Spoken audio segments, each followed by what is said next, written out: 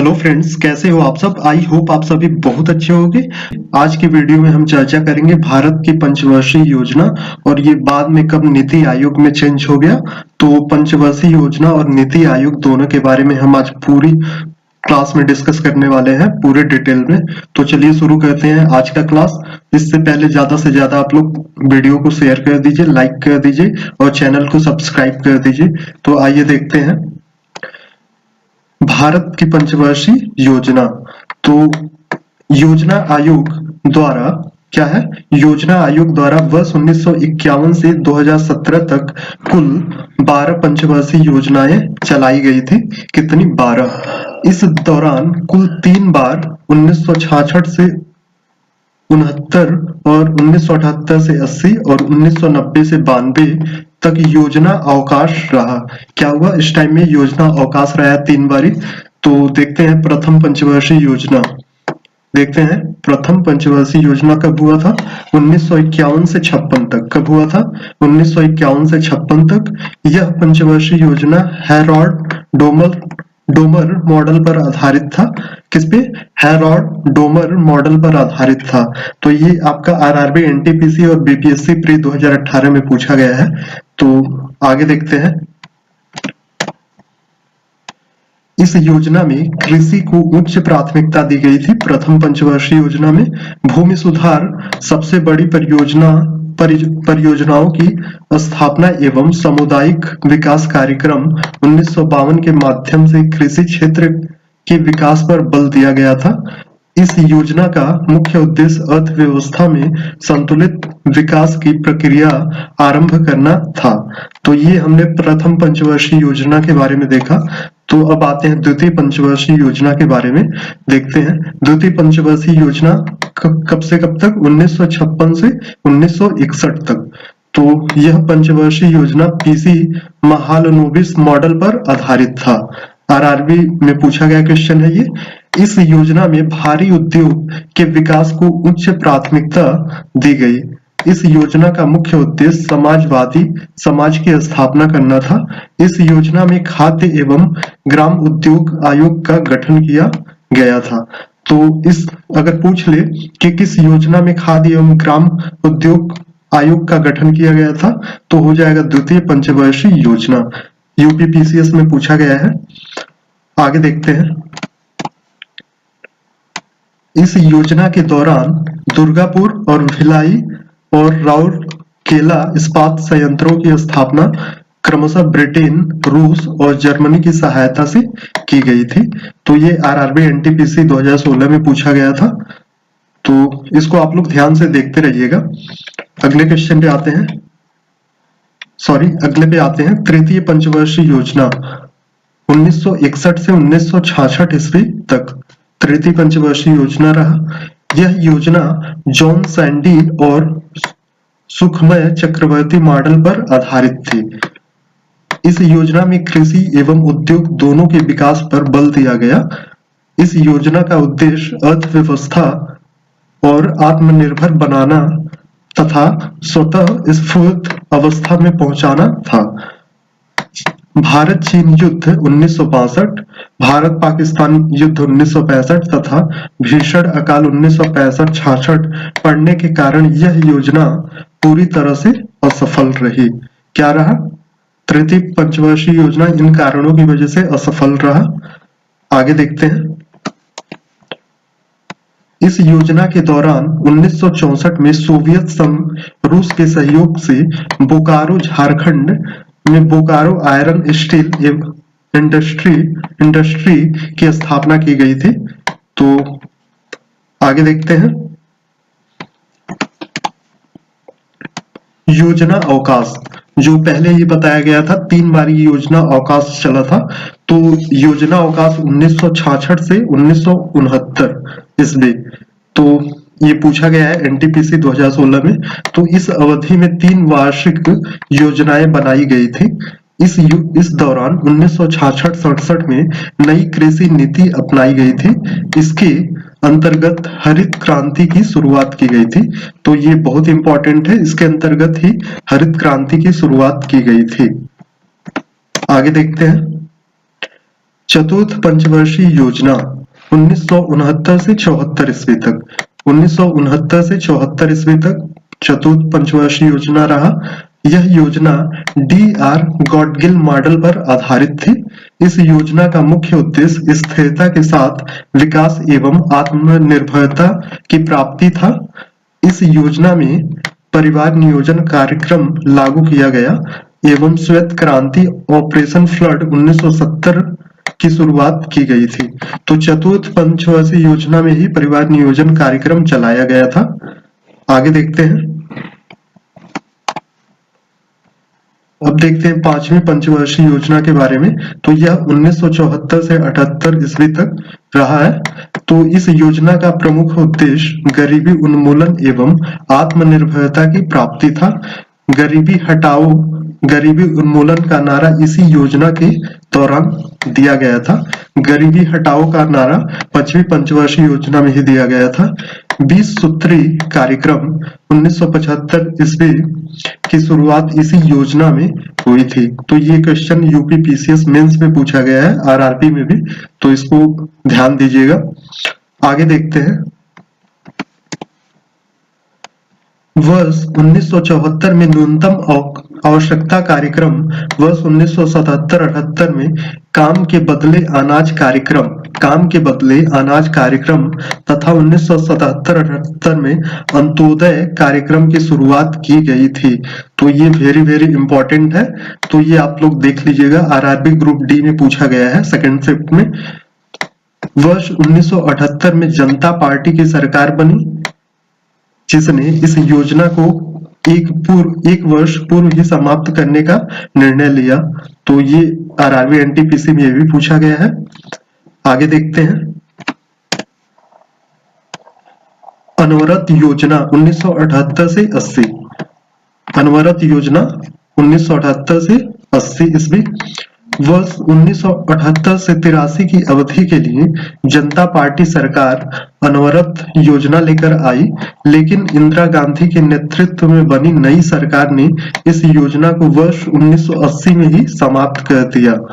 अनवरत योजना का प्रतिपादन गुन्नार म्रेडल्स ने अपनी पुस्तक एशियन ड्रामा में किया था। तो ये बहुत इंपॉर्टेंट हो जा रहा है। एशियन ड्रामा में गुन्नार म्रेडल ने अनवरत योजना का प्रतिपादन किया था। यूपी SSC RO में पूछा गया है। भारत में इस योजना को लागू करने का श्रेय जनता पार्टी की सरकार तथा DT लकड़वाला को जाता है। किसको? जनता पार्टी की सरकार को और DT लकड़वाला को। आगे देखते हैं। छठी पंचवर्षीय योजना 1980 से 85। यह योजना आगत निर्गत मॉडल पर आधारित थी। यह योजना आगत निर्गत मॉडल पर आधारित थी। इस योजना का मुख्य उद्देश्य गरीबी उन्मूलन एवं रोजगार में वृद्धि था। इसी योजना में वर्ष 1980 में समन्वित ग्रामीण विकास कार्यक्रम की शुरुआत की गई थी। आगे देखते हैं। सातवीं पंचवर्षीय योजना 1985 से 90 ईस्वी। यह योजना सन W मिलर मॉडल पर आधारित थी। इस योजना का मुख्य उद्देश्य विकास, आधुनिकीकरण, आत्मनिर्भरता तथा सामाजिक न्याय था। भोजन, काम और उत्पादन का नारा इसी योजना में दिया गया था। तो ये पूछ सकता है कि इस योजना में भोजन, काम और उत्पादन का नारा दिया गया था। तो ये सातवीं पंचवर्षीय योजना 1985 से 90 तक में। इसी योजना के दौरान वर्ष 1989 में जवाहरलाल रोजगार योजना की शुरुआत की गई थी। सातवीं पंचवर्षीय योजना 1989 में जवाहर रोजगार योजना की शुरुआत की गई थी। आगे देखते हैं। योजना अवकाश, फिर एक बार योजना अवकाश 1990 से 1952 ईस्वी तक। इस देश में राजनीतिक अस्थिरता एवं आर्थिक संकट के कारण 1 अप्रैल 1990 से 31 मार्च 1992 तक वार्षिक योजनाएं बनाई गई। इसी दौरान भारत सरकार ने 24 जुलाई 1991 को बड़े आर्थिक सुधारों के तहत उदारीकरण, निजीकरण, वैश्वीकरण, जिसे एलपीजी मॉडल भी कहा जाता है, की नीति अपनाने की घोषणा की। आगे देखते हैं। 8वीं पंचवर्षीय योजना 1992 से 97। इस योजना का प्रमुख उद्देश्य विभिन्न पहलुओं में मानव विकास था। इसी योजना के दौरान वर्ष 1993 में प्रधानमंत्री रोजगार योजना की शुरुआत की गई थी। 8वीं पंचवर्षीय योजना में प्रधानमंत्री रोजगार योजना की शुरुआत की गई थी 1993 में। तो आप देख सकते हो आईएएस के प्री में पूछा गया है 2010 में। आगे देखते हैं। 9वीं पंचवर्षीय योजना 1997 से 2002 ईस्वी तक 9वीं पंचवर्षीय योजना रही। इस योजना का प्रमुख उद्देश्य न्यायपूर्ण वितरण एवं समानता की साथ विकास था। तो ये यूपीएलटी ग्रेड में पूछा गया है 2018 में। न्यायपूर्ण वितरण एवं समानता का विकास किस योजना में था? तो 9वीं पंचवर्षीय योजना में 1997 से 2002 में। इस योजना में कृषि एवं ग्रामीण विकास पर बल दिया गया। किस पे? कृषि एवं विकास पर बल दिया गया। आगे देखते हैं। 10वीं पंचवर्षीय योजना 2002 से 2007 ईस्वी तक। इस योजना का प्रमुख उद्देश्य देश में गरीबी एवं बेरोजगारी समाप्त करने के साथ साथ अगले 10 वर्षों में प्रति व्यक्ति आय दोगुना करना था। इस पंचवर्षीय योजना में नेशनल हॉर्टिकल्चर मिशन को आरंभ किया गया था। इस पंचवर्षीय योजना में नेशनल हॉर्टिकल्चर मिशन को आरंभ किया गया था। तो ये हो जाएगा 10वीं पंचवर्षीय योजना। आप देख सकते हैं यूपी पीसीएस मेंस में पूछा गया है। आगे देखते हैं।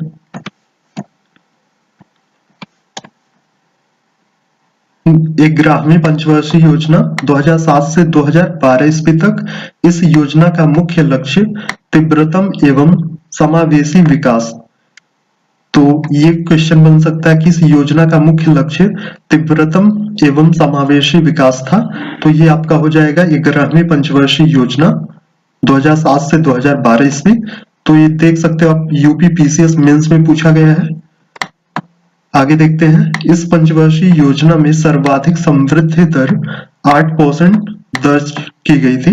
कितनी? 8% दर्ज की गई थी। आगे देखते हैं। अब देखते हैं 12वीं पंचवर्षीय योजना 2012 से 2017 ईस्वी तक। तो इस योजना का मुख्य उद्देश्य तीव्र धारणीय एवं अधिक समावेशी विकास रखा गया। तो ऐसे क्वेश्चन बन सकता है कि इस योजना का मुख्य उद्देश्य तीव्र धारणी एवं अधिक समावेशी विकास रखा गया था। तो ये हो जाएगा आपका 12वीं पंचवर्षीय योजना। आप देख सकते हैं यूपी पीसीएस और यूपीएससी के आईएएस प्री में भी पूछा गया है। आगे देखते हैं। भारत में पंचवर्षीय योजनाओं का संक्षिप्त वितरण।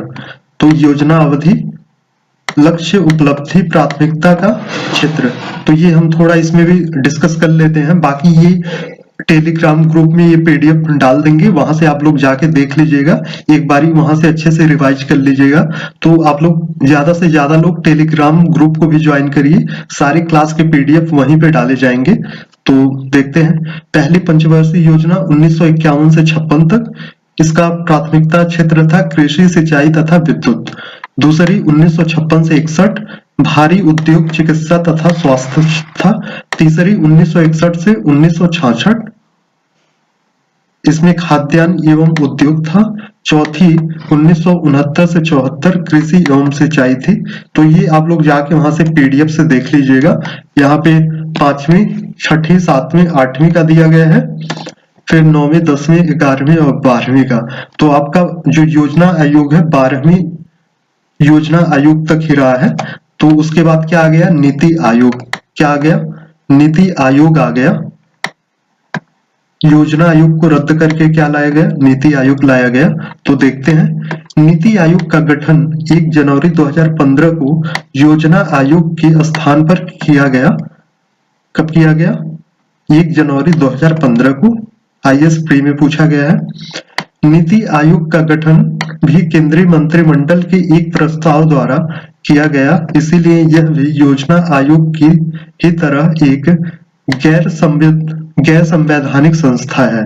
क्या है? गैर संवैधानिक संस्था है। नीति आयोग का पूरा नाम national institution for transforming India है। आगे देखते हैं।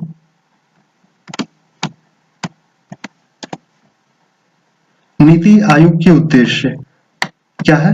सशक्त राज्य से सशक्त राष्ट्र का निर्माण करना, सहकारी संघवाद को बढ़ावा देना, विकेंद्रीकृत नियोजन को बढ़ावा देना। आगे देखते हैं। देश के प्रमुख थिंक टैंक के रूप में कार्य करना, केंद्र के साथ साथ राज्यों के लिए भी नीति निर्माण कार्य करना, रणनीतिक और दीर्घावधि के लिए नीति तथा कार्यक्रम की रूपरेखा तैयार करना, आर्थिक प्रगति से वंचित लोगों पर विशेष ध्यान देना।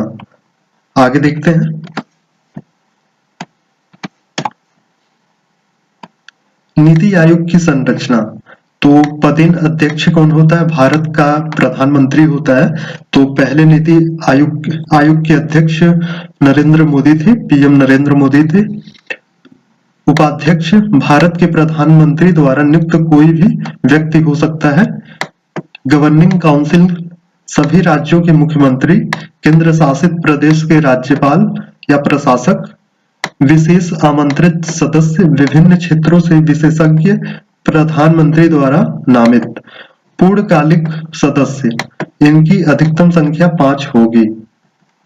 आगे देखते हैं। अंशकालिक सदस्य अधिकतम 2 होंगे, जो शेष विश्वविद्यालयों, शोध संस्थाओं आदि से पदेन हैसियत पर क्रमानुसार नियुक्त होंगे। पदेन सदस्य भारत सरकार के 4 केंद्रीय मंत्री प्रधानमंत्री द्वारा नामित।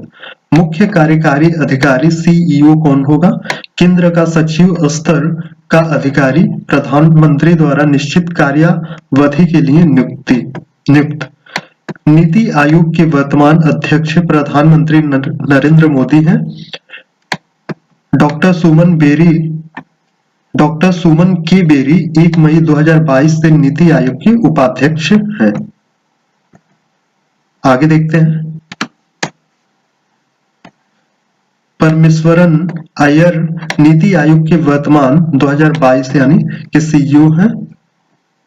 भारत में नियोजन की प्रक्रिया हेतु नीति आयोग 3 वर्षीय कार्य एजेंडा, 7 वर्षीय रणनीति एवं 15 वर्षीय विजन तैयार कर रहा है। आगे देखते हैं।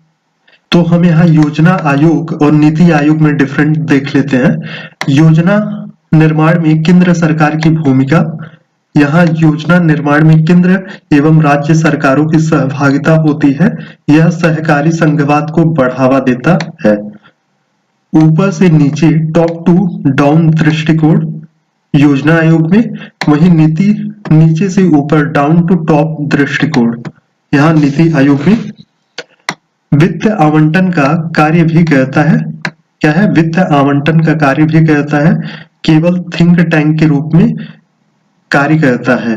इसकी प्रकृति केंद्रीकृत थी, यह विकेंद्रीकृत प्रकृति का है। तो आज की क्लास में इतना ही। आज हमने देखा योजना आयोग और नीति आयोग के बारे में। तो ऐसे ही किसी अन्य टॉपिक पे अगले क्लास में मिलते हैं। तो तब तक के लिए आप लोग वीडियो को ज्यादा से ज्यादा शेयर कर दीजिए, लाइक कर दीजिए और चैनल को सब्सक्राइब कर लीजिए और जाके आप टेलीग्राम ग्रुप को ज्वाइन कर लीजिए। वहां से आपको यह पीडीएफ मिल जाएगा, या फिर जो भी क्लास चलेंगे उनके सारे पीडीएफ आपको टेलीग्राम ग्रुप में मिल जाएगा। रेट्स आईएएस के नाम से है, जिसका लिंक हम कैप्शन में दे देंगे, डिस्क्रिप्शन में। तो वहां से आप लिंक पे क्लिक करके ज्वाइन कर सकते हैं। तो आज की क्लास में इतना ही। धन्यवाद।